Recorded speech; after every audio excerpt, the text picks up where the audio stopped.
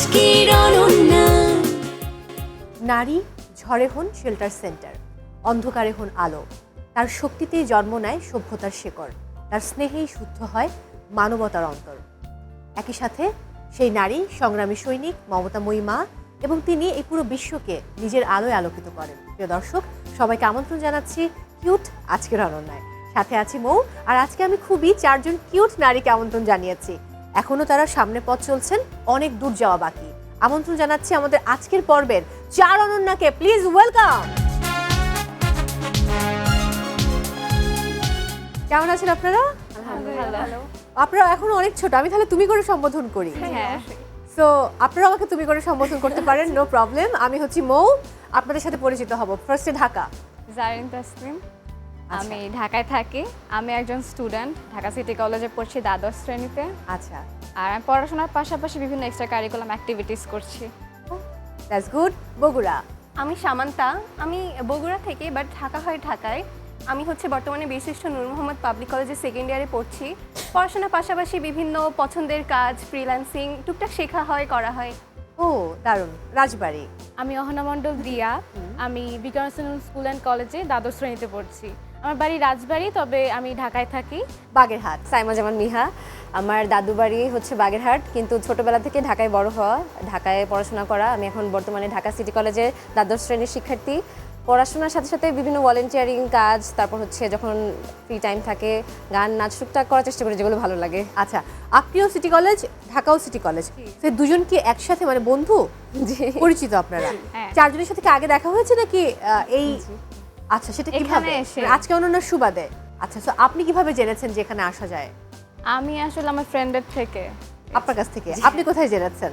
আমার অ্যাকচুয়ালি হচ্ছে দেখা হতো আগে, আর আমার মা হচ্ছে এখানে পারফর্ম করেছিল 2013 সালে। দারুণ দারুণ। 2013-তে? মানে যেই শুতে 2013-তে মা এসেছিল, সেই শুতে 2025-এ মানে কন্যা এসেছে 12 বছর পর, এক যুগ পর। জি। আরে বাহ, দারুণ ব্যাপার। বগুড়া, আপনি কিভাবে জেনেছেন? আমিও জেনেছি আমার টুকটাক অনন্যা দেখা হতো, তো সেখান থেকে ইন্টারেস্ট ছিল। এরপর ও আমার ফ্রেন্ড, ও আমাকে মানে একদিন হঠাৎ সাজেস্ট করলো যে চল যাই, সবাই মিলে মজা হবে। সেখান থেকে আর কি। উদ্যোক্তা হচ্ছে বাগেরহাট। হ্যাঁ। ও ফাইন। রাজবাড়ী, আপনি কিভাবে ওর কানেক্টেড? কাছ থেকেই। ও, তুমি কিভাবে কানেক্টেড? ওর কাছ থেকেই। আমি দেখতাম, জানতাম শোয়ের ব্যাপারে। পরে ও বলল যে আমি যাচ্ছি, তোরা ট্রাই কর। সো আমরা একসাথে দিলাম, হয়ে গেল। আচ্ছা, 4 বন্ধু আপনারা, এখন হবে তো উইনার একজন। তো যে উইনার হবে মানে তাকেই আসলে সবাইকে পাঠিয়ে দিতে হবে, কারণ বন্ধু তো সবাই, তাই তো? আমি তো একটা পুরস্কার সবাইকে ভাগ করেও দিতে পারবো না। বাই দ্য ওয়ে, কোনো ব্যাপার না। এবার যেটা করতে হবে, বন্ধু সবাই, কিন্তু একজনকে পার্টনার চুজ করতে হবে। ফার্স্টে নিজের নাম লিখুন, তারপর পার্টনারের নাম লিখে ফেলুন।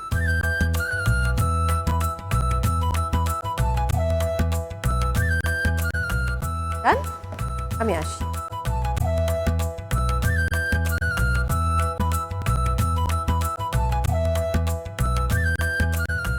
সবাই পার্টনার চুজ করেছে একজনকে, বাকি 3 জন। মিহাকে। That's good. আচ্ছা, দেখা যাক কি হয়। কোনো অসুবিধা নেই, আমরা শুরু করতে চাই। তবে তার আগে আপনাদেরকে নিয়ে আপনাদের বন্ধু, পরিবার, পরিজনরা কি ভাবেন সেটা শুনবো। স্ক্রিনে চোখ রাখি এবং শুনবো। চলুন। আমি আমার সন্তানকে অ্যাকুরেট, সত্যবাদী বা ভালো এবং নম্র ভদ্র বানানোর চেষ্টা করেছি। জানি না কতটুকু হতে পেরেছে, কারণ আমার সামনে এরকম কোনো আচরণ করে না যেটা আমি কষ্ট পাই, এটা আমি বলতে পারি আর কি। বাবা খুব অল্প কথাই বললেন। বাবাকে কি অনেক ভয় পান জারিন? ভয় পাওয়া কি, আমার ছোটবেলা থেকে যেমন মেয়েদের হচ্ছে সবকিছু মারা করে, স্কুলে নিয়ে যাওয়া নিয়ে আসা, আমার সবকিছু আমার বাবা করছে। আপনার সাথে আমার অনেক মিল, হাই ফাইভ দূর থেকে।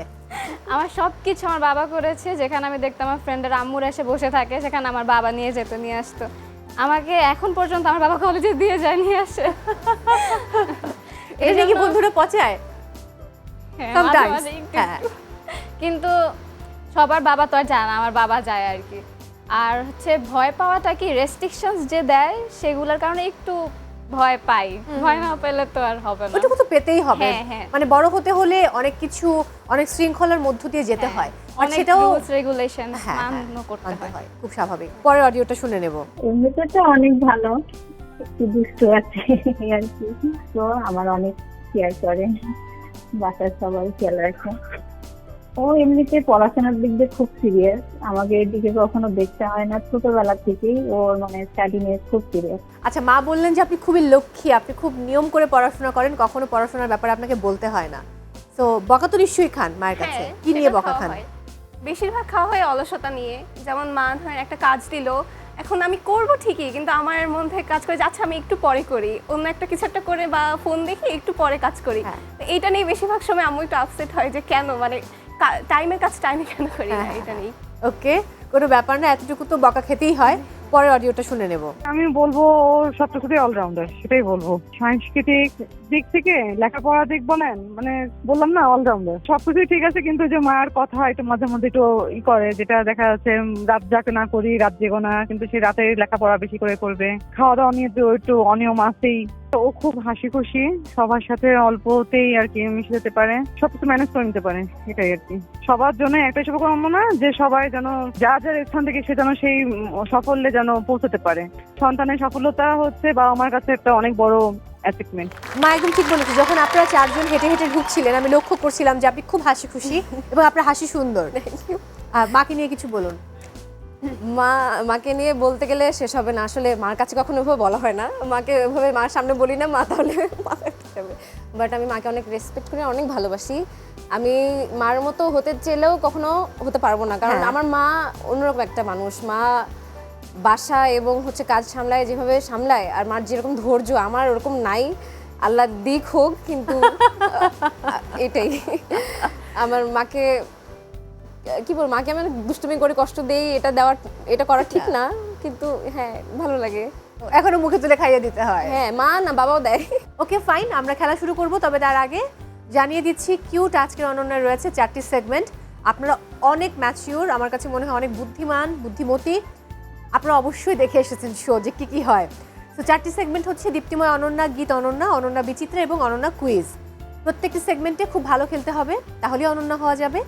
আর আমার কাছে তো আপনারা সবাই অনন্যা। অবশ্যই ফার্স্ট, সেকেন্ড অ্যান্ড ফোর্থ সেগমেন্টে রয়েছে কিউটের সৌজন্য উপহার এবং নগদ অর্থ, কিন্তু থার্ড সেগমেন্টে নেই।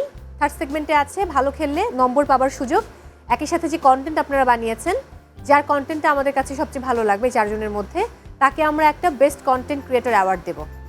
ওকে, তাহলে শুরু করি আমাদের ফার্স্ট সেগমেন্ট, দীপ্তিময় অনন্যা। গেম তো রেডি, দেখা হয়তো অনেকের ভয় লাগবে জোরে, বাবা এটা কি গেম, আমি নিজেও ভয় পাচ্ছি, বাট গেম শুরুর আগে ভয়টা কাটানোর জন্য একটু গল্প করতে চাই। বাগেরহাট, জি, তোমাকে দিয়ে শুরু করি। আমরা তো বলি নারী হচ্ছে সৌন্দর্যের প্রতীক, কিন্তু কখনো কখনো সৌন্দর্যই কিন্তু বিচার্যের মাপকাঠি হয়ে দাঁড়ায়, কারণ সৌন্দর্য তো কোনো তুলনা হয় না, এক একজনের সৌন্দর্য এক এক রকম। কিন্তু আমাদেরকে বলা হয় ওর চোখ এরকম, তোমার নাকটা বোচা, যেমন আমি সারা জীবন শুনেছি আমার নাক বোচা, আমার দাঁতগুলো দেখতে ভালো না, এরকম। একটা সময় আমি মুখ খুলে হাসতাম না, কারণ আমি ভাবতাম আমার দাঁতগুলো নিচের দিকে, তারপর আমি মুখ খুলেই হাসতে শুরু করলাম। যাই হোক, তো এইরকম যে বিষয়গুলো আমাদের সমাজে রয়েছে, এগুলো নিয়ে তোমার মন্তব্য কি? আসলে এই জিনিসটা পুরোটাই নির্ভর করে পার্সপেক্টিভের উপর আর মেন্টালিটির উপর। কারণ যেমন নারীকে সৌন্দর্যের প্রতীক বলা হলেও তাকে আবার সেই সৌন্দর্যের মাপকাঠি দিয়ে বিচার করা হচ্ছে। কিন্তু বিউটি বা হচ্ছে সৌন্দর্য, এটার কি কিন্তু কোনো স্ট্যান্ডার্ড বা স্কেল নেই। কারণ আমি যদি আমার পাশে একটা মেয়ের সাথে আমার নিজের তুলনা করি বা অন্য কারো তুলনা করি, সেও দেখা যাবে আবার কারোর সাথে করছে। বা ধরেন বলিউড, টলিউড, হলিউড, কোনো কান্ট্রি বেসড যদি কোনো বিউটি স্ট্যান্ডার্ড মেনটেন করা হয়, দেখা যাবে তাদের একরকম মাপ, আবার অন্য দেশে আরেক রকমের মাপ। এটার কিন্তু কোনো স্কেল নাই বা মাপ নাই, কিন্তু দিন শেষে সবাই সবার মতো করে বিচিত্র, সবাই সবার মতো করে ভিন্ন, এবং ওটার মধ্যে তার সৌন্দর্য নিহিত। একদম দারুণ বলেছে। এবার রাজবাড়ি, সৌন্দর্য সোসাইটি থেকে মাপকাঠি নির্ধারণ করে দেওয়া হয়, কিন্তু আসলে কি ওটা মানে সৌন্দর্যের ডেফিনেশন ধরা উচিত আমাদের? আসলে উচিত নয়, কারণ প্রত্যেকটা মানুষ ইউনিক, সবার আলাদা আলাদা ইউনিসিটি আছে। সেটা একজনের ইউনিসিটির বিচারে আরেকজনের ইউনিসিটি তো আর ঠুনকো হয়ে যেতে পারে না। সবাই ইউনিক দেখেই এক একজনকে ভিন্ন নাম দেই আমরা, ভিন্নভাবে চিনি, এক একজনের এক এক রকম মানে গুণ থাকে, তাকে তো একজনের বিচারে ধরা যেতে পারে না, উচিত নয়, একেবারেই তাই। বগুড়া, তুমি কি মনে করো? আমার মনে হয় নারীর সৌন্দর্য আসলে তার রূপে না, বরং গুণে। যেমন সৌন্দর্য আসলে অনেক দিক দিয়ে দেখা যায়। এখন কেউ যদি চেহারার দিক দিয়ে সৌন্দর্য দেখে, সেটা একরকম, গুণগত সৌন্দর্য আরেক রকম। তো আমি মনে করি যে একটা মানুষের তার বাহ্যিক সৌন্দর্য না, বরং তার মন দিয়ে তার সে কেমন একজন মানুষ, সে কীরকম দক্ষ যে কোনো বিষয়ে হোক, এটাই তার মনে হয় আসল সৌন্দর্যটার প্রকাশ করে। এবার ঢাকা, সৌন্দর্যের তো কোনো মাপকাঠি হতে পারে না, কারণ সৌন্দর্য এক একটা যে স্কেলে মাপা হয় এখন, এটা হচ্ছে এক একটা কালচার এক এক রকম, এক একটা কান্ট্রিতে এক এক রকম, এক একভাবে মাপা হয় যে কোথাও নাইজেরিয়া যেমন কালোটাকে সৌন্দর্য হিসেবে ধরা হ্যাঁ। হয়, আমাদের দেশে আবার ফেয়ার স্কিনটাকে। তো এটার তো আমাদের দেশে যদি ওদেরকে তো আবার সৌন্দর্য এভাবে করা যাবে না।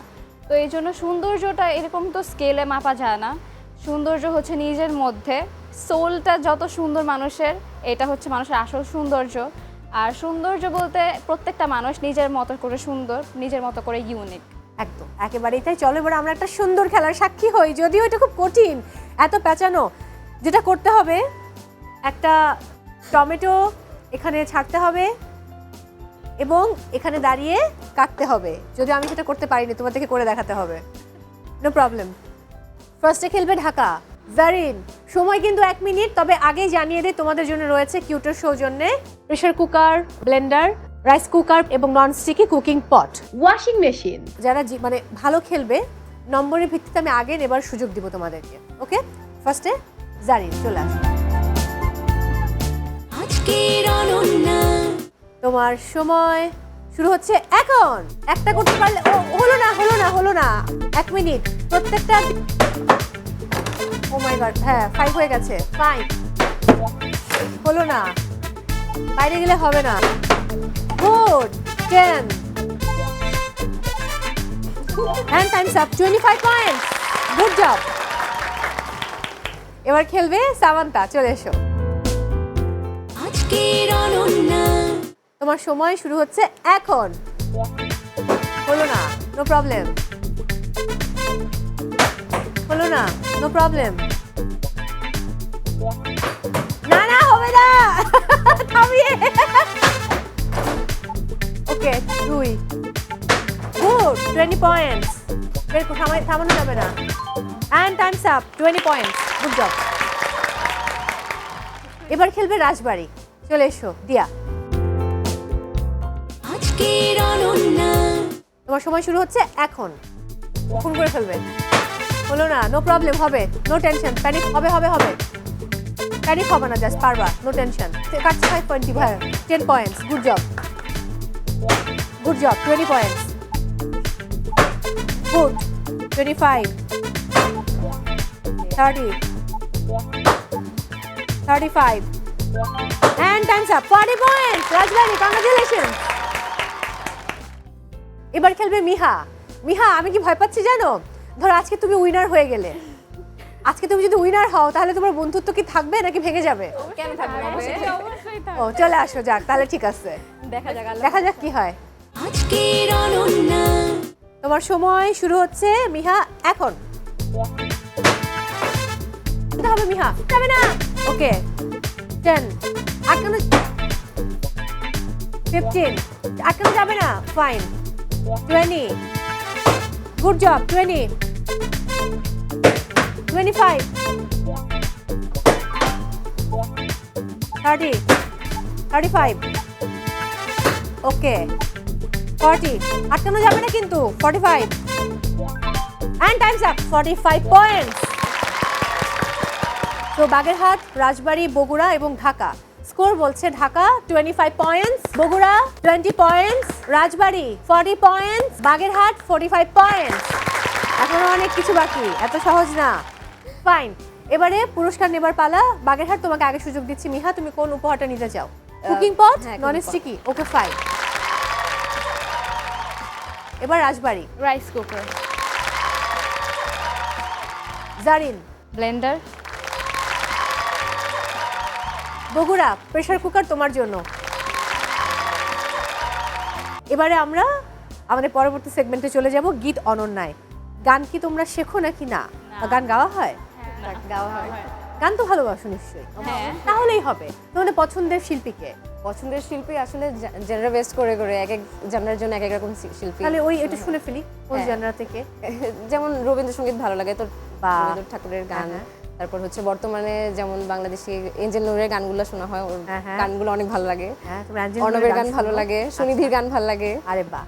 তারপরে আমি গান ছোটবেলা থেকে শিখি, টুকিটাকি গাওয়া হয়, মানে নিজের জন্য আর কি, মানে সেভাবে প্রফেশনালি না, তবে শোনা হয়। আচ্ছা, আমি এবার বগুড়া। আমার রবীন্দ্রসঙ্গীত, নজরুল গীতি এইসব ভালো লাগে। আর বাংলাদেশের মধ্যে তাহসানের গান পছন্দ, অর্ণবের গান পছন্দ। ওকে, এবার আমারও ফেভারিট সিঙ্গার তাহসান, আর আমি ব্যান্ডের গান বেশি শুনি, ব্যান্ড মিউজিক, কোন band বাংলাদেশি ব্যান্ড বেশি মিউজিক। আর্টসেল, আর্টসেল ওয়ারফেজ। ওয়ারফেজ আমার খুব ফেভারিট। ওকে ফাইন, তাহলে আমরা গানের এই সেগমেন্ট শুরু করব। চলো শুরু করছি আমাদের এবারের সেগমেন্ট গীত অনন্যা। গীত অনন্যা শুরুর আগে আমি আমন্ত্রণ জানাতে চাই আমাদের পরিবারেরই আরেকজনকে, যিনি আসলে মানে এই পর্বটি পরিচালনা করবেন আমার সাথে। তিনি একজন সঙ্গীত শিল্পী এবং তোমরা যেহেতু গান করবে, সো বিচার কার্যটাও কিন্তু তার মাধ্যমেই আমরা করব। ওকে, তাহলে ওয়েলকাম জানাচ্ছি প্রিয় দর্শক। এবার আমন্ত্রণ জানাবো আমাদের ভালোবাসার সঙ্গীত শিল্পী অতনুকে। Please welcome.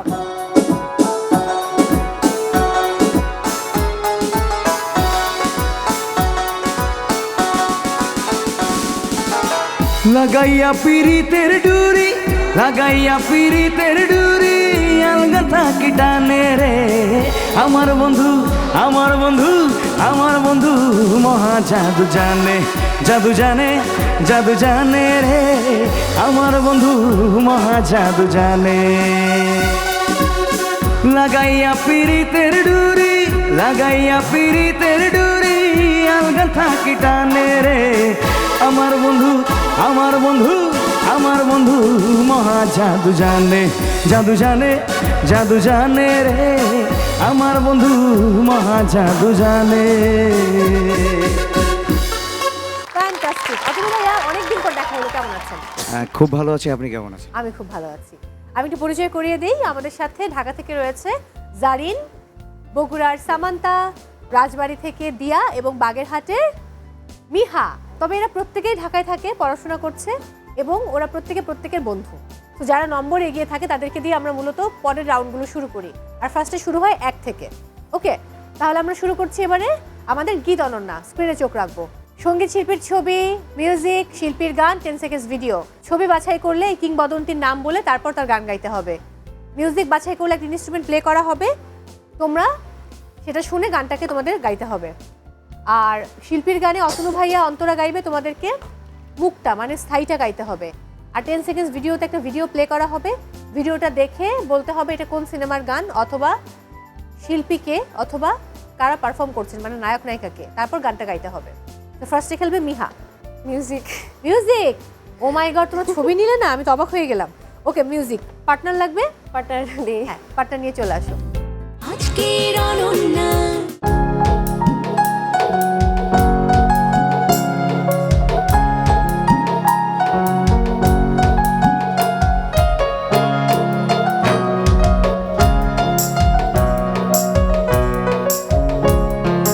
মধু হই হই বিষ খাওয়াইলা, মধু হই হই বিষ খাওয়াইলা, কোন কারণে ভালোবাসার গান গাইলা, ও তুই কোন তুষর মার ভালোবাসার গান গাইলা। মধু হই হই বিষ খাওয়াইলা, মধু হই হই বিষ হাওয়াইলা, কোন কারণে ভালোবাসার দাম দিলা, তুমি কোন দেশন পাই ভালোবাসার দাম দিলা। ভালোবাসার দাম নদিলা, কি বলছিলে? হ্যাঁ, লিরিক ভুল হয়েছে, আই এম সো সরি। কোনো অসুবিধা নেই, নম্বর দেওয়া হবে। তো তোমরা তোমাদের জায়গায় চলে যাও। এবার খেলবে রাজবাড়ি। শিল্পীর ছবি। শিল্পীর ছবি, গুড চয়েস। এবার শিল্পীর নাম বলে তোমার পার্টনার লাগবে। হ্যাঁ, মিহা আসো, তোমাকে প্রত্যেকবারই আসতে হবে কারণ সবাই তোমাকেই পার্টনার নির্বাচন করেছে। আজকের অনন্যা। শিল্পীর নাম শ্রদ্ধেয় রুনা লায়লা ম্যাম, রাইট? এবং তার একটি গান গাবো এখন আমি, সাধের লাউ বানাই। হ্যাঁ হ্যাঁ, শিওর, শুরু করো। হ্যাঁ। সাধের লাউ বানাইলো মোরে বৈরাগী, ও সাধের লাউ বানাইলো মোরে বৈরাগী, লাউয়ের আগা খাইলাম, ডগা গো খাইলাম, আগা খাইলাম গো, আগা খাইলাম, ডোগা গো খাইলাম, লাউ দিয়া বানাইলাম ডুগি ডুগি সাদের, লাউ দিয়া বানাইলাম ডুগি ডুগি সাদের, লাউ বানাইলো মোরে বহিরাগী, সাদের লাউ বানাইলো মোরে বহিরাগী। দুর্দান্ত। পার্টনার তো বাঁচিয়ে দিল রাজবাড়ি, 10 on 10 হয়ে গেল, ফ্যান্টাস্টিক। বাট পার্টনার নিজের বেলায় ভুল গিয়ে ফেললো, তখন আমি তাকে 10 দিতে পারছি না, 5 পয়েন্ট দিতে হচ্ছে আমাকে। I am so sorry. এবারে বগুড়ার সামান্তা, শিল্পীর গান। শিল্পীর গান। পার্টনার লাগবে না। চলে এসো। আজকের অনন্যা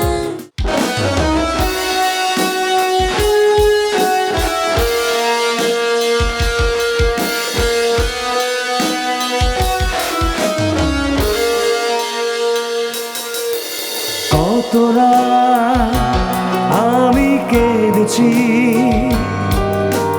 বুকের গভীরে কষ্ট নিয়ে, শূন্যতায় ডুবে গেছি আমি, আমাকে তুমি ফিরিয়ে না।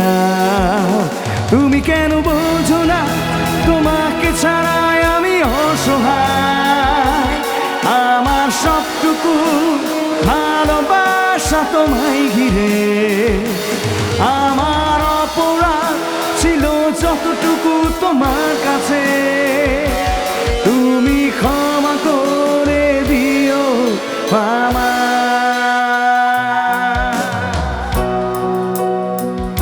স্যার আয়ুব বাচ্চুর গান।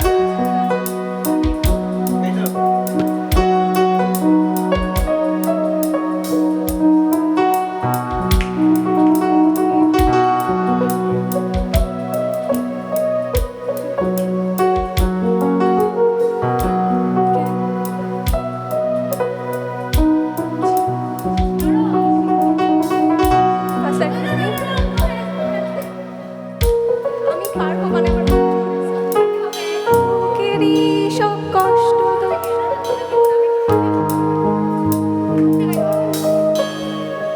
হচ্ছে না, না আই এম সো সরি। ওকে তুমি চলে যাও, ভাইয়া গানটা গিয়ে দাও। সেই তুমি কেন এত অচেনা হলে, সেই আমি কেন তোমাকে দুঃখ দিলে, কেমন করে এত অচেনা হলে তুমি,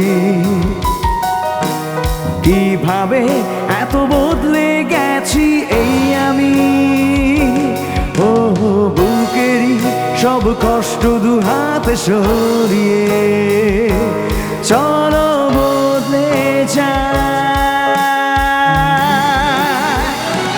তুমি কেন বোঝো না তোমাকে ছাড়াই আমি অসহায়, আমার সবটুকু ভালোবাসা তোমায় ঘিরে, আমার অপরাধ ছিল যতটুকু তোমার কাছে, তুমি ক্ষমা করে দিও আমার।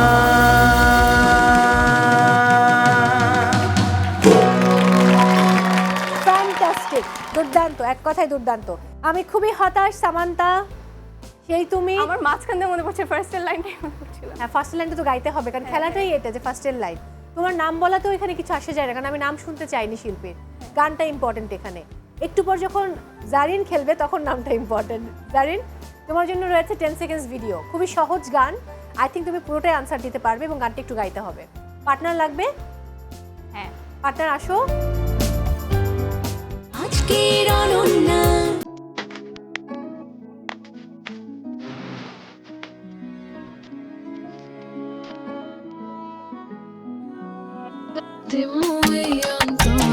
এটা কোন সিনেমার গান?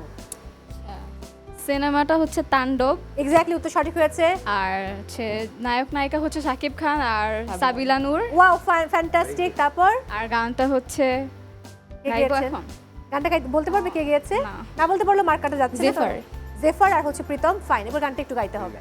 কে দিল পিরিতের বেড়া লিচুর বাগানে, কি দিল পিরিতের বেড়া লিচুর বাগানে, কমলা বাগানে আসো, কমলা বাগানে, কমলা বাগানে শুই গো, কমলা বাগান।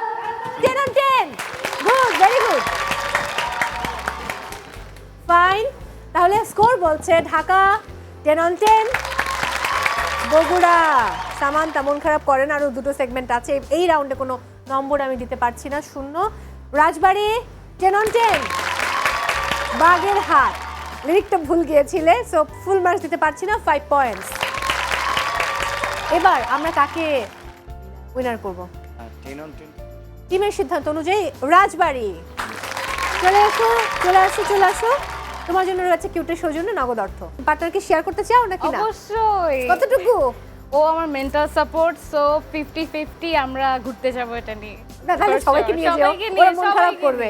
ওকে ওকে, অভিনন্দন। চলে যাও। এবার অতনু ভাইয়া একটা মজার গান শুনিয়ে তারপরে আমি আপনাকে বিদায় জানাতে চাই। হাতে লাগে ব্যথারে হাত ছেড়ে দাও সোনার দেওয়ারে। ডান, তোমরা চলে এসো মাঝে, ভাইয়ার পাশে চলে আসো, পারফর্ম করতে হবে একসাথে। আজকের অনন্যা এত সুরে রঙিন সোনার তরি কোথায় গেলে পাবে, যতবারে ফিরি ঘরে তবু থাকে না মন তাতে তাতে। আরে হাতে লাগে ব্যথারে হাত ছাইড়া দাও সোনার দেওরারে। আরে হাতে লাগে ব্যথারে হাত ছাইড়া দাও সোনার দেওরারে। আরে আমার বাড়ি আইসো দাওরা বসতে দিব পীরা। আরে জলপান করিতে দেব শালিক দাঁতে ছিড়া রে, হাত ছাইড়া দাও সোনার দেওরারে। আরে হাতে লাগে ব্যথারে হাত ছাইড়া দাও সোনার দেওরারে। ভাবি আমার পরি আছে লাল রঙের শাড়ি,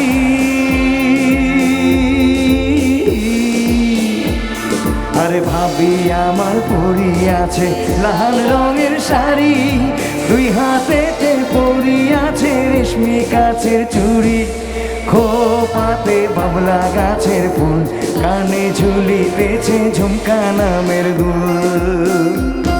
আরে আজকে মোরা বাইসাল বাইসি মনেরই মতো,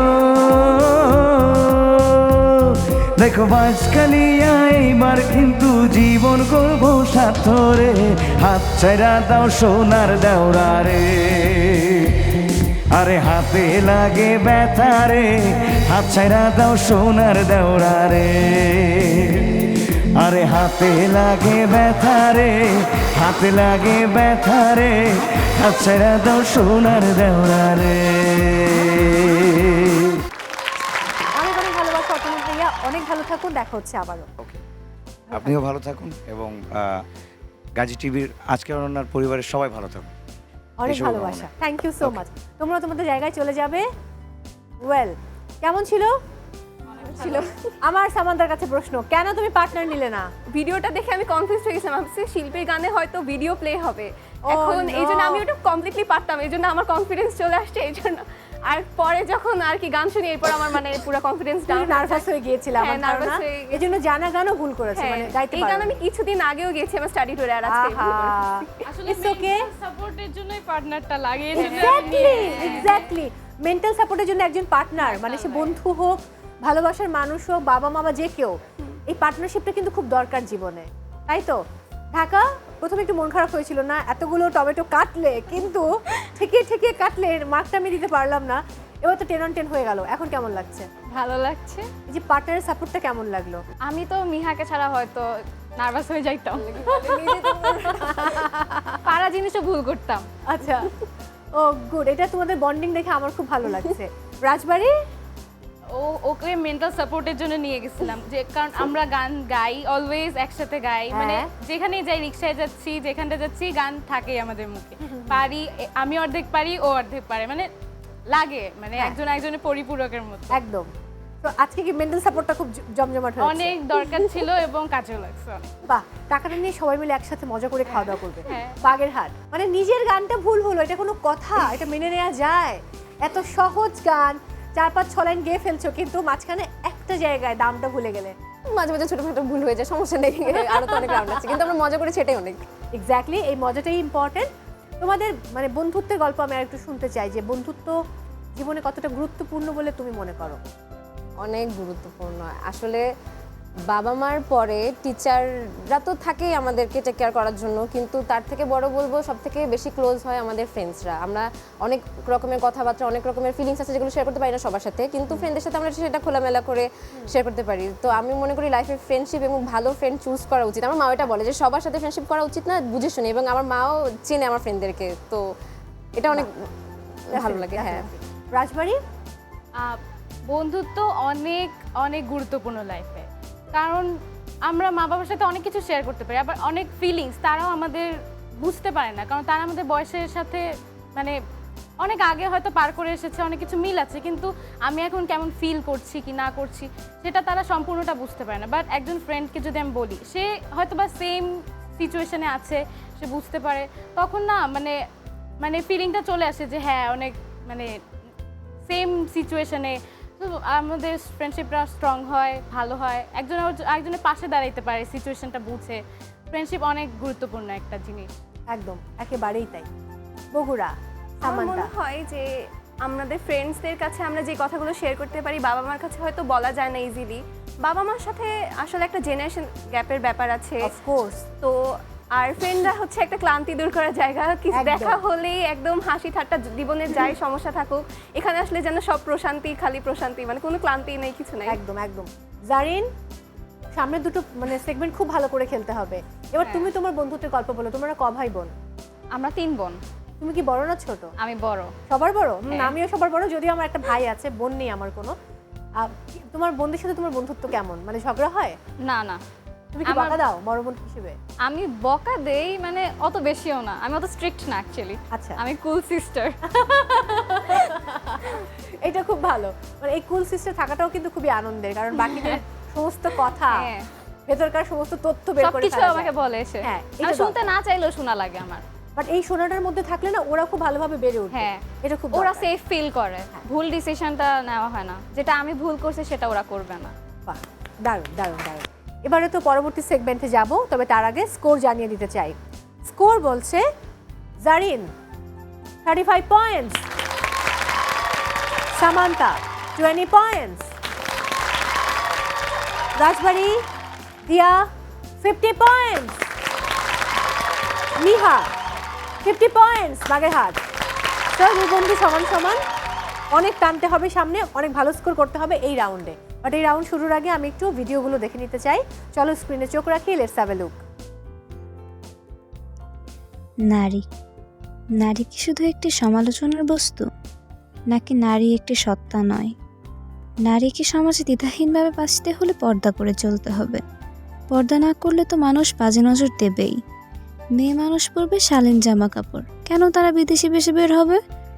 এইসব কথা এই দেশের সংখ্যাগরিষ্ঠ লোকের মুখে শোনা যায়। তবে সত্যিই কি নারীর পোশাক একমাত্র দায়ী? এ দেশে নারী বোরখা পরুক কিংবা ওয়েস্টার্ন, রাতে তারা কেন একা বের হতে পারে না? পর্দা করা নারীর তো একা বের হতে পারার কথা, তাই না? তবে কেন তারা পারে না? এতে কি তাদের বোরখার দোষ? ধর্ষণ, হয়রানি, ইফটিজিং প্রায় সব মেয়ে এক্সপিরিয়েন্স করে। তবে কারাই করে এই ধর্ষণ, হয়রানি আর ইফটিজিং? পুরুষ, তাই না? কেন কখনো পুরুষের নজর নিয়ে প্রশ্ন ওঠে না? কেন কিছু পুরুষের বাজে নজরের কারণে নারীদের পোশাকের উপর প্রশ্ন ওঠে? পুরুষের শিক্ষা থেকে নারীর প্রতি সম্মানের কথা কখনো শেখানো হয় না? তাদের জন্য কি নারীদের পোশাক পরার স্বাধীনতার উপর প্রশ্ন উঠবে? এমন কত পর্দা করা নারী আছে যারা যৌন হয়রানির শিকার হয়, তাদের পোশাকে কি দোষ? রাস্তায় ছেলেদের আড্ডার টপিক যখন নারী হয়, তখন তাদের কথায় নারীদের প্রতি অশ্রাব্য ভাষা ব্যবহার করা হয়। সেটা কি শুধু নারীর পোশাকের দোষ? শিক্ষায় কি তাদের সাথে বৈষম্য করা হয়, নাকি পোশাকে করা হয়? তবে যেখানে নারী পুরুষ সমান অধিকার, সেখানে নারীর সাথে এরকম বৈষম্য কেন? পর্দা করা একজন নারী পুরুষ উভয়ের ব্যক্তিগত ইচ্ছা। কেন সমাজে যদি পর্দা করা নিয়ে প্রশ্ন ওঠে, সেই সমাজে নিশ্চয়ই পুরুষের মানসিকতাও নিচু।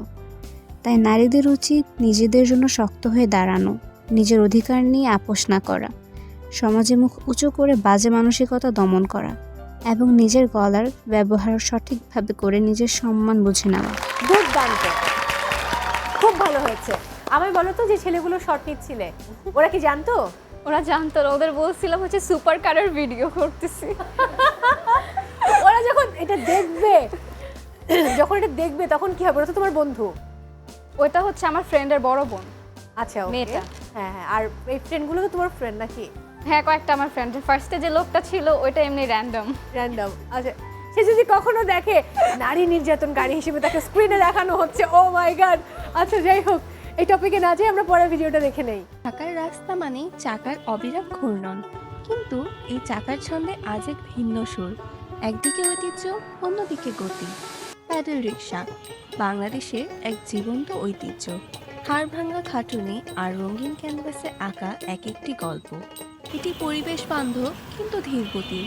এখানে চালকের ঘামই কোনো জ্বালানি। অন্যদিকে সময় প্রয়োজনে রাস্তায় রাজত্ব করছে অটোরিকশা, যান্ত্রিক, দ্রুত এবং সস্তা। কিন্তু শহরের অলিগলিতে এটি যেন এক বিশৃঙ্খল গতির নাম। জীবিকার লড়াইয়ে কেউ বা হারছে, কেউ বা জিতছে। আবেগের নাম প্যাডেল আর বাস্তবতার নাম অটো। তবুও দিন শেষে সবাই কেবল গন্তব্যে পৌঁছাতে চায়। দারুণ, বগুড়া খুবই ভালো, দুটোই খুব পজিটিভ এবং খুবই চমৎকার ভিডিও ছিল, আমার খুব পছন্দ হয়েছে। এবারে পরের ভিডিওটা দেখবো। শিশু শ্রম আমাদের দেশের একটি জটিল, বহুমাত্রিক এবং গভীর সামাজিক সমস্যা। শিশু শ্রম মূলত দারিদ্র্য, পারিবারিক অসচ্ছলতা এবং শিক্ষার অভাব থেকে জন্ম নেয় শিশু শ্রম। এসব শিশু অধিকাংশ সময় রাস্তায় অবহেলায় এক প্রকার অভিশপ্ত জীবনযাপন করে।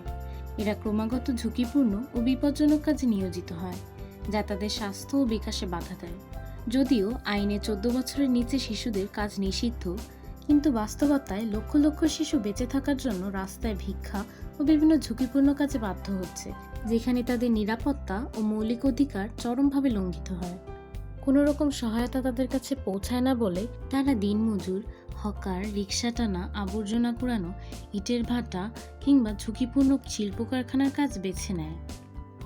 রাস্তায় থাকা এসব সুবিধাবঞ্চিত শিশুরা প্রায়শই সহিংসতা, শোষণ, মাদকাসক্তি এবং বিভিন্ন ধরনের নির্যাতনের শিকার হয়। জীবনের নিষ্ঠুরতা এবং পরিস্থিতির শিকার হওয়ার কারণে যে বয়সে তাদের হেসে খেলে বড় হওয়ার কথা, সে বয়সে তাদের ধরতে হচ্ছে পরিবারের হাল। কেবল আমরাই নিজ নিজ জায়গা থেকে কিছু পদক্ষেপের মাধ্যমে পারি এসব শিশুদের সুরক্ষা নিশ্চিত করতে, যাতে প্রতিটি শিশু বই হাতে বিদ্যালয়ে যেতে পারে এবং বেঁচে থাকার সকল মৌলিক অধিকার লাভ করতে পারে। ফাঁকিবাজ, স্টিল ছবি দিয়ে সব ভিডিও বানিয়েছে সে। I don't have any phone, আমার কোনো পার্সোনাল ফোন নেই। মানে? হ্যাঁ, আসলে আমি বাটন ফোন ইউজ করি যখন বাইরে যাই। মায়ের ফোন ছিল, বাবার ফোন ছিল? আমার বাবা অডিটে কাজ করে, সো তিনি ঢাকার বাইরে ছিল, আর মায়ের ফোনটা আমি পাইনি তখন, এজন্য আমার অনেক অসুবিধা হয়েছে। দর্শক কি লক্ষ্মী মেয়ে, এই যুগে সে ফোন ইউজ করে না। আন্টি প্লিজ ওকে একটা ফোন কিনে দেবেন। চলো পরের ভিডিও দেখে নেই। মাটিতে আমাদের জন্ম, সেই মাটির প্রতিটি রং, প্রতিটি সুর নীরবে আমাদের ভেতরেই বয়ে চলে। লোকগানের টান, ঢাকের শব্দ, নকশিকাঁথার কোমল ছোঁয়া, এই সবই বরাবর মনে করিয়ে দেয় আমরা বাঙালি, আর বাঙালির তো কখনো হারিয়ে যায় না। বাংলা সংস্কৃতি শুধু ইতিহাস নয়, এটা রং, ছন্দ, আবেগের এক অদ্ভুত মিশ্রণ। ভাটিয়ালি, ভাওয়াইয়া, লালনগীতি, পল্লীগীতি, এই সবগুলো গানই যেন নদীর মতো ধীরে ধীরে হৃদয়ে বয়ে চলে। আর নাচ, বাংলার নাচের তাল, ভঙ্গিমা, অভিব্যক্তি, প্রতিটি পদক্ষেপ যেন আত্মারির ভাষা। আমি ব্যক্তিগতভাবে বাংলার গান আর নাচকে গভীরভাবে ভালোবাসি। ছায়ানটের বসন্ত উৎসব, নজরুল জয়ন্তী, রবীন্দ্র জয়ন্তী কিংবা শিল্পকলার থিয়েটার বা রম্যনাট্য, প্রতিটি অনুষ্ঠানে আমি নতুন করে অনুভব করি আমার দেশের সৌন্দর্য। আর শাড়ি আমার কাছে এটি শুধু একটি পোশাক নয়, আমি প্রায় সব সাংস্কৃতিক অনুষ্ঠানে শাড়ি পরে যাই। শাড়ি পরলে আমি শুধু সাজি না, আমি যেন নিজের অস্তিত্বকে আরও গভীরভাবে অনুভব করি, নিজেকে আরও বাঙালি, আরও শক্তিশালী, আরও আত্মবিশ্বাসী মনে হয়। স্কুল কলেজের অনুষ্ঠান থেকে বিভিন্ন সাংস্কৃতিক মেলার আয়োজন, এসবই আমার কাছে শুধু আনন্দ নয়, বরং দায়িত্ব, নিজের সংস্কৃতিকে জীবন্ত রাখার দায়িত্ব। আজকের দুনিয়ায় যখন আমরা সহজেই অন্যের সংস্কৃতি অনুকরণ করছি, আমাদের উচিত নিজের গান, নাচ, শাড়ি, সংস্কৃতিকে, এই সৌন্দর্যকে গর্ব করে পুরো বিশ্বের সামনে তুলে ধরা। বাংলা সংস্কৃতি শুধু অতীত নয়, এটাই আমাদের পরিচয়, আমাদের শক্তি, আমাদের গর্ব। আমরা বাঙালি, আর এটাই আমাদের সবচেয়ে সুন্দর পরিচয়। আরেক ফাঁকিবাজ। মানে এখানে তো বাংলা কৃষ্টি কালচার সংস্কৃতিতে কত কিছু দেয়া যেত, মানে ঘুরে ফিরে 3টা প্রোগ্রামের প্রোগ্রাম চলছিল, আমি খুবই একদম সময় পাইনি, তো যতটুকু সময় পেয়েছিলাম নিজেরই ক্লিপস দিয়ে কিছু একটা খুবই জলদির মধ্যে বুঝে গেছি আমি। যাই হোক, টিম কি বলে, কে হচ্ছে উইনার এই রাউন্ডের? নারী শক্তি। জারিন, চলে এসো।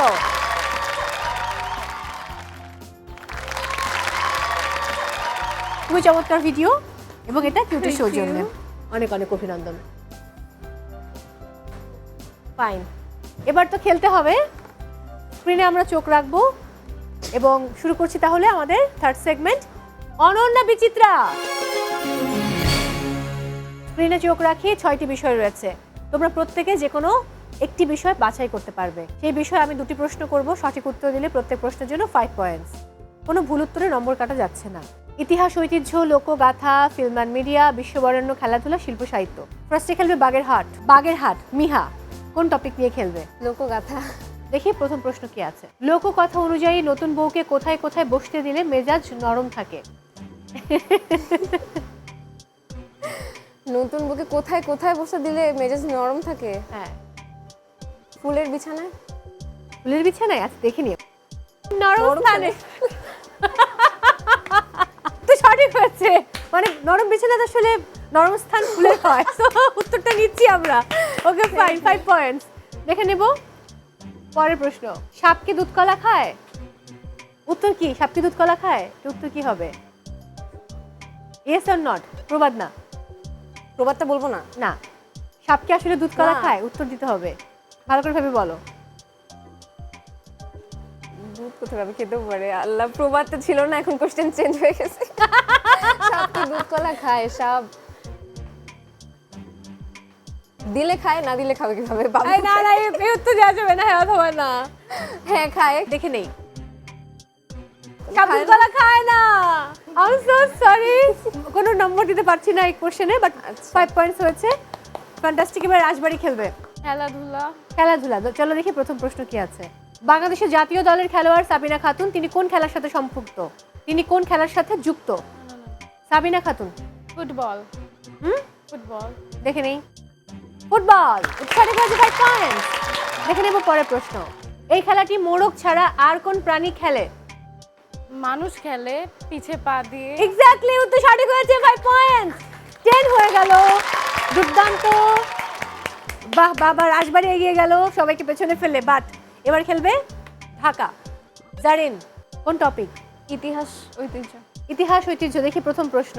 হাতির ঝিল কোন রাজ্যের ভূ সম্পত্তি ছিল? ঢাকা। গাজীপুর সেই রাজার মানে অন্তর্ভুক্ত ছিল, ভূ সম্পত্তির অন্তর্ভুক্ত ছিল। গাজীপুরে একটা রিসোর্টও আছে। উত্তর দিয়ে দেন, হচ্ছে না। বাওয়াল রাজ্যে গাজীপুরে রিসোর্ট আছে একটা, বাওয়াল রিসোর্ট। হ্যাঁ, এবার ইটস ওকে। পরের প্রশ্ন দেখে নেই। গুণে মানে খ্যাতি যার, ঐতিহ্য সে কোন জেলার? বলতে হবে এই মিষ্টিগুলো কোন জেলার। এত সহজ টপিক থাকতে ইতিহাস ঐতিহ্য বাছাই। নাটোর। নাটোর? আচ্ছা দেখে নেই। নোয়াখালী। ইটস ওকে, কঠিন ছিল। ওকে, এবারে বগুড়া খেলবে। কি নিয়ে? বিশ্ববরেণ্য। চলো দেখে নিই প্রথম প্রশ্ন। বিখ্যাত টক শো উপস্থাপক, টেলিভিশন ব্যক্তিত্ব, এই মানুষটার নাম কি? ও মাই ফেভারিট। পারবো না। সিরিয়াসলি পারবে না? Opera Winfrey. দেখে নেই। Opera Winfrey. পরের প্রশ্ন। ক্লিওপেট্রা টক হয়ে যাওয়া দুধ দিয়ে গোসল করতেন। প্রশ্ন হলো তিনি গোসলে কোন প্রাণীর দুধ ব্যবহার করতেন? ছাগল। ছাগল। দেখে নেই। গাধার দুধ। হলো না, দেখ ছাগল গাধার কাছাকাছি। নম্বরটা দিয়ে দিতে পারলে ভালো হতো, বাট কোনো নম্বর দিতে পারছি না। I am so sorry. Round তো শেষ হয়ে গেল। এবার তো মন খারাপ করো না, দেখা যাক কি হয়। আরও একটা সেগমেন্ট বাকি আছে এখন পর্যন্ত, বাট এবার আমি তোমাদের সাথে একটু গল্প করতে চাই। তোমরা এখন যে বয়সটা পার করছো খুবই চমৎকার বয়স, এই বয়সে অনেক আনন্দ, খুব সুন্দর জীবন যাপন করা যায়। তো আমি এবার কাকে দিয়ে শুরু করব? মাঝখান থেকে? ওকে, রাজবাড়ি। অনেক ভালো খেলছো, এই জন্য তোমার কাছে যাচ্ছি। কাকে সরি বলতে চাও? আমার নানিকে বলতে চাই, সে এখন নেই, মানে কিছুদিন আগেও বাড়িতে গেছিলাম তার মানে বার্ষিকীর কাজে। সে থাকতে আমার অনেক খেয়াল নিত, খেয়াল করতো, কেয়ার করতো, কিন্তু তখন বুঝি নাই যে একদিন সে থাকবে না, হয়তো তাকে মিস করব। তখন ভাবতাম হয়তো সারা জীবনই থাকবে, এটা তো চলতেই থাকবে, সারা জীবন কাছে পেয়েছি, তখন মূল্য বুঝিনি, কিন্তু এখন যখন নেই তখন অনেক অনেক মিস করি। হয়তো বা কখনো ভালোবাসার ক্ষেত্রে তাকে সে কষ্ট পেয়েছে, কিছু মনে করে নাই, কিন্তু এখন মনে হয় যে হয়তো ভুল করেছে অনেক সময়। তো মাঝে মধ্যে কষ্ট লাগে, অনেক মনে পড়ে আমার নানির কথা। এই জন্য নানির আত্মার শান্তি কামনা করছি। নানু, আপনি অনেক ভালো থাকুন, যেখানে আছেন পরপারে অনেক ভালো রাখুক আপনাকে আল্লাহ, সেই দোয়া। বগুড়া, কাকে সরি বলবো? আমি আমার মাকে বলতে চাই, অনেক সময় রাগারাগি বা কোনো কারণে হোক আম্মুর সাথে একটু দুর্ব্যবহার করা। তুমি দুর্ব্যবহার করতে পারো? তোমাকে আমার অসম্ভব লক্ষ্মী একটা মেয়ে মনে হচ্ছে। রাগ উঠলে একটু হয়ে যায়, মানে অনিচ্ছাকৃতভাবে হয়ে যায়। পরে যদিও রিগ্রেট ফিল করি যে কেন করলাম, এটা হয়তো আম্মুই ঠিক বলছিল, আমার হয়তো এইভাবে করা উচিত হয়নি, বাট যেটা হয়ে যায় সেটা তো আর ফিরিয়ে আনা যায় না, তো সেগুলোর জন্য আর কি সরি বলতে চাই। এবারে জারিন। আমি সরি বলতে চাই আমার আম্মুকে। আমার আম্মু আমার বেস্ট ফ্রেন্ড। আমার আম্মু হচ্ছে অন্যান্য আম্মুর অনেক কিছু রেস্ট্রিকশন দেয়, অনেক কিছু করে, কিন্তু আমার আম্মু ট্রাই করে যে আমাকে সব কিছু করতে দেওয়া, যেটা আমার জন্য খারাপ না অবশ্যই, সেটা তো না করে। এই জিনিসগুলোর জন্য আম্মুকে আমি বিভিন্নভাবে কষ্ট দিয়ে ফেলি মাঝে মাঝে, অনিচ্ছাকৃত কারণে, ইচ্ছাকৃত করে না অবশ্যই। মানে আমার দ্বারা কষ্ট না পেলেও বাহির থেকে কষ্ট পায় আমার কারণে, এই জন্য আম্মুকে আমি সরি বলতে চাই। এবারে বাগেরহাট। আমিও সরি মাকেই বলবো প্রথমে, কারণ হচ্ছে মার সাথে ক্লোজ আমি, কিন্তু দুষ্টুমিটাও মার সাথে বেশি করা হয়, মার কথা শুনি না, মাকে বেশি ভালোবাসি দেখে মার সাথে অবহেলাটা একটু বেশি চলে আসে, এই জন্য মাকে সরি। এরপর বাবাকেও, কারণ বাবা মা দুজনে আমার জন্য অনেক কষ্ট করছে, আমি তাদেরকে তাদের মানে এক্সপেকটেশনের মতন করে দিতে পারছি কিনা জানি না, এই জন্য সরি। এরপর আমি নিজেকে সরি বলবো, কারণ নিজেকে সরি বলা উচিত। অনেক সময় অনেক স্টেপস আমরা নিয়ে ফেলি নিজের জন্য, বা যখন আমরা যেটা এক্সপেক্ট করি সেটা করতে পারি না, বা অনেক সময় আমরা অনেক রাফ যাই নিজের উপরে, নিজের লাইফের উপরে। সো এটার জন্য আমি নিজের উপর সরি। আর হচ্ছে আমি সরি সেসব মানুষকে যারা আমার কোনো ব্যবহারে বা আমার কোনো কাজে একটু হলেও মন খারাপ করেছে বা কষ্ট পেয়েছে, তাদের সবাইকে সরি বলা আসলে খারাপ না, তো সবাই সরি ডিজার্ভ করে যারা প্রাপ্য। আর সরি বলে নিজেরও কিন্তু ভালো লাগে, এটা একটা ভালো গুণ, এটা সবার থাকে না। এবারে তো আমরা গেমে চলে যাব, তবে সেই গেমে যাবার আগে তোমাদের স্কোরটা বলে দিতে চাই। স্কোর বলছে Dhaka 35 points, Bogura 20 points, Rajbari 60 points, Bagerhat 55 points. Fine, but এখানে ওদের মাইনাস হয়ে যাবে, তোমার টেনশন করো না, মন খারাপ করো না। ওকে, আমরা শুরু করব। তার আগে দর্শক, আপনাদের উদ্দেশ্যে বলছি, যে সকল নারীরা আমাদেরকে দেখছেন, আপনারা চাইলেই আমাদের এই আয়োজনে অংশ নিতে পারেন। আর কিউট আজকে অনন্যায় অংশ নিতে হলে আপনার সদ্য তোলা 1 কপি ফ্রিয়ার সাইজের ছবি এবং জীবন বৃত্তান্ত লিখে পাঠিয়ে দিন এই ঠিকানায়। প্রযোজক আজকের অনন্যা, GTB 25 সেগুন বাগিচা, ঢাকা। এবং আপনারা চাইলে আমাদেরকে মেইল করতে পারেন আজকের ononna.gtb@gmail.com এ। ফাইন, এবার চলো স্ক্রিনে চোখ রাখি, শুরু করছি আমাদের last segment, Ananya quiz. Ananya কুইজে আছে মোট 12টি ক্যারেক্টার। তোমরা এক একজন দুটো করে ক্যারেক্টার বাছাইয়ের সুযোগ পাচ্ছ। প্রত্যেক ক্যারেক্টার একটি করে তোমাদেরকে প্রশ্ন করবে, উত্তর সঠিক হলে 10 পয়েন্টস, ভুল হলে -5। যে খেলবে বাকি 3 জন অংশগ্রহণ করতে পারবে, তো সে ভুল উত্তর দিলে তোমরা চাইলে অ্যাটেন্ড করতে পারো, সেক্ষেত্রে সঠিক উত্তর দিলে তোমরা 5 পয়েন্টস পাচ্ছ, আর ভুল উত্তর দিলে কোনো নম্বর তোমাদের কাটা যাবে না। ওকে, ফার্স্টে খেলবে রাজবাড়ী, বলো। কমলা সুন্দরী আর কবিতা ভাবি। দেখি কমলা সুন্দরী কি প্রশ্ন করে। বলুন তো আপুরা, এই বছর কততম 16 ডিসেম্বর হবে? 2025তম। উত্তর সঠিক হয়েছে, 10 পয়েন্টস, ফ্যান্টাস্টিক। চলে যাব পরের প্রশ্নে। সুন্দরী জ্যোৎস্নার প্রেমে পড়েছেন একজন ডাক্তার ও একজন বাস ড্রাইভার। ড্রাইভারকে 1 সপ্তাহের জন্য ঢাকার বাইরে যেতে হবে, তো তিনি যাওয়ার আগে তার গার্লফ্রেন্ডকে 7টা আপেল দিয়েছিল। কেন? ফ্রুটস খাও তোমরা? হ্যাঁ। তাহলে ভাবো টেকনিক্যাল। ওকে বলো। An Apple A gives a doctor. 7 দিনের জন্য যাবে, 7টা আপেল, 7 দিন ডাক্তার দূরে থাকবে। Good, 5 point.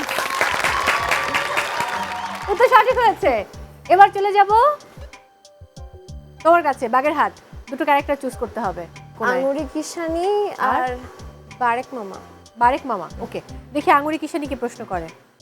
আমার কাছে 6টি ডিম আছে, তার মধ্যে 2টি ডিম ভেঙেছি, 2টি ডিম ভেজেছি, 2টি ডিম খেয়েছি।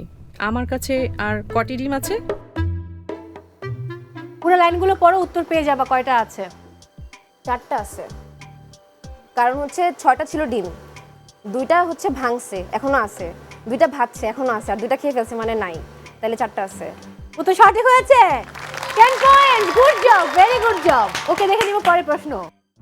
রাবি এক রাতে এমন জায়গায় গেল যেখানে রুম নেই অথচ স্পেস আছে, তালা নেই অথচ চাবি আছে, ফিজিক্যালি ভিতরে ঢোকা যায় না অথচ এন্টার আছে।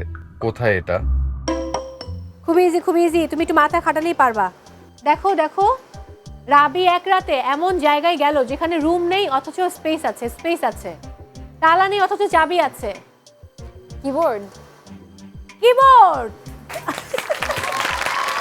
নো না, সঠিক হয়েছে। 10 পয়েন্ট, ভেরি গুড জব। এবার খেলবে ঢাকা, জারিন। মজু মাঝি। মজু মাঝি আর সবজান্তা শমশের। হ্যাঁ হ্যাঁ। আচ্ছা, দেখি মজু মাঝি কি প্রশ্ন করে। এ দন্তন্য আ ড্যাশ মূর্ধন্য স প চ ত ব এবং দ শূন্যস্থানে কি বসবে? মূর্ধন্য স্বর আগের যে শূন্যস্থানটা, নর্মালি আমাদের যে শুরুর যে সংখ্যাটা হয় ওটা দিয়ে ভাবো। মূর্ধন্য স্বর পরে কিন্তু প আছে, প ফ ব ভ ও ম, তার মানে এই 5টার প্রথম সংখ্যাটা এখানে আছে। তাহলে মূর্ধন্য স্বরের আগের ওই সংখ্যাটা কি হতে পারে? র। না। আচ্ছা ওকে, সো কোনো আনসার নিতে পারছি না কারণ সবগুলো হিংস দিয়ে দিয়েছি।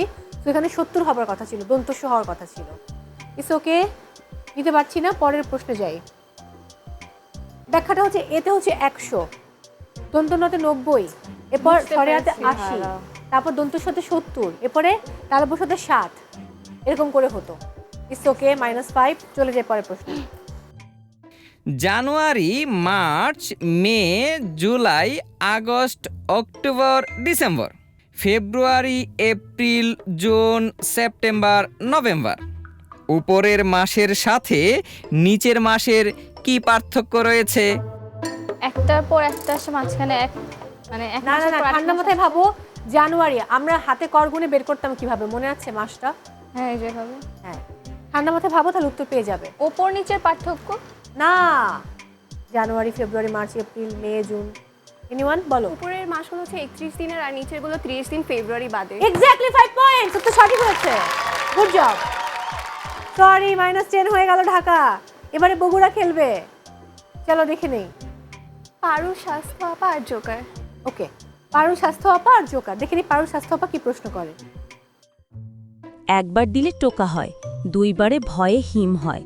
কি করে হয়, কিভাবে হয়? লুডুর গুটিতে আমরা যখন ছক্কা দেই তখন ছক্কা একবার দিলে হচ্ছে গিয়ে পড়ে না না, আর একটু ভাবো। ব্যাপারটা টোকার সাথেই সম্পৃক্ত হচ্ছে না? আহা, এটা যেটা ব্যাখ্যা হবে সেটা হচ্ছে যে একবার দিলে টোকা, 2বার দিলে ঠক ঠক, মানে ঠান্ডায় কাঁপুনি। আই এম সো সরি, না এটা ঠিক, আমি উত্তরটা নিতে পারছি না। ওকে, দেখে নেই পরের প্রশ্ন। এক ঈদের দিন পল্লীগীতির বিখ্যাত শিল্পী সাজু খান, তিনি খুব কোমল মনের মানুষ। তার গানও নরম কোমল, কিন্তু তার গায়ক বন্ধু খুব শক্ত গান করেন।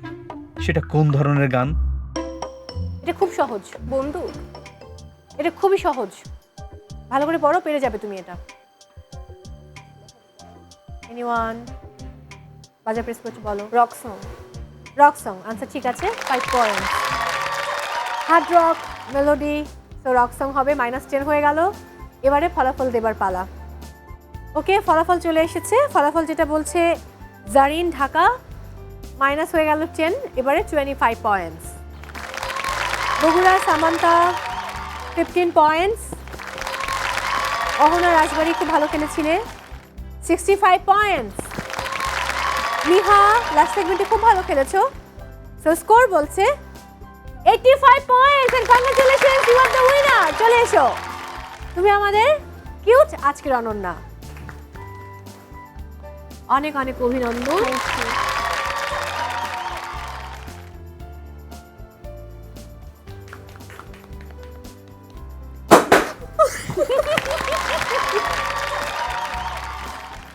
অনেক ভালোবাসা, কেমন লাগছে এই মুহূর্তে? অনেক ভালো লাগছে আলহামদুলিল্লাহ। অ্যাকচুয়ালি আমার মার ইচ্ছে ছিল, মা এখানে 2013 সালে এসে রানার্স আপ হয়ে গেছে, তো মার ইচ্ছে ছিল যে আমি যাতে এবার জিতে যাই, সেই জন্য অনেক ভালো লাগছে। আর মা আরেকটা কথা বলেছে যে নিয়ত অনেক বড় একটা জিনিস। আমার এক্সাম ছিল, এই জন্য আমি কোনো প্রিপারেশনও নিতে পারি নাই, তো লাস্ট মোমেন্ট পর্যন্ত আমার মনে হচ্ছিল যে আমি পারবো না কি হবে, বাট মা বলছে যে নিয়ত অনেক বড় একটা জিনিস, তুমি যেরকমটা ভাববা তোমার সাথে ঠিক তেমনটাই হবে, ইউনিভার্স তোমার জন্য ওইভাবে কাজ করবে। সো লাস্ট মোমেন্ট আমি ভাবছি না, আমাকে পারতে হবে ইনশাল্লাহ। এখন আলহামদুলিল্লাহ। অভিনন্দন। তাহলে ওয়াশিং মেশিনটা মায়ের জন্য। তখন কি মায়ের সাথে তানিয়া আপু ছিল? হ্যাঁ। বাহ, দারুণ ছিল, অনেক ছোট। হ্যাঁ অনেক ছোট। এবার তুমি আমার সাথে এসে হাত দাও। অভিনন্দন, থ্যাংক ইউ। অনেক ভালো থাকো, বাকিরা সবাই চলে এসো, কেউ মন খারাপ করবে না প্লিজ। এটা একটা গেম, তোমাদের সাথে আড্ডা দিয়ে আমার খুবই ভালো লেগেছে। তোমরা সবাই খুব খুব ভালো থাকো, আর এই হার জিতে যেন বন্ধুত্বে কোনো ফাটল না ধরে, এটা আমার রিকোয়েস্ট তোমাদের প্রতি। চলে এসো মাঝে। তোমাদের জন্য রয়েছে কিউটের সৌজন্যে আরো উপহার, সেগুলো আমি তুলে দিতে চাই।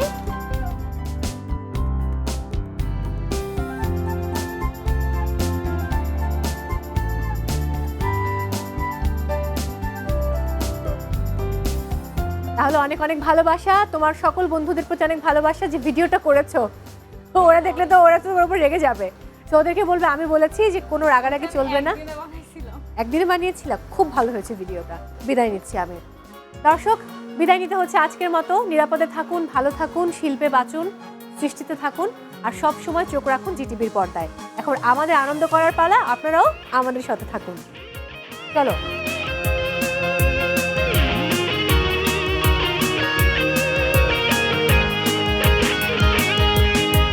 শুধু চারি দেয়ালের চৌকাঠি নয়, ঘর কন্যার পাশাপাশি কত শত বিজয়ের গল্প কথা লিখে যায়।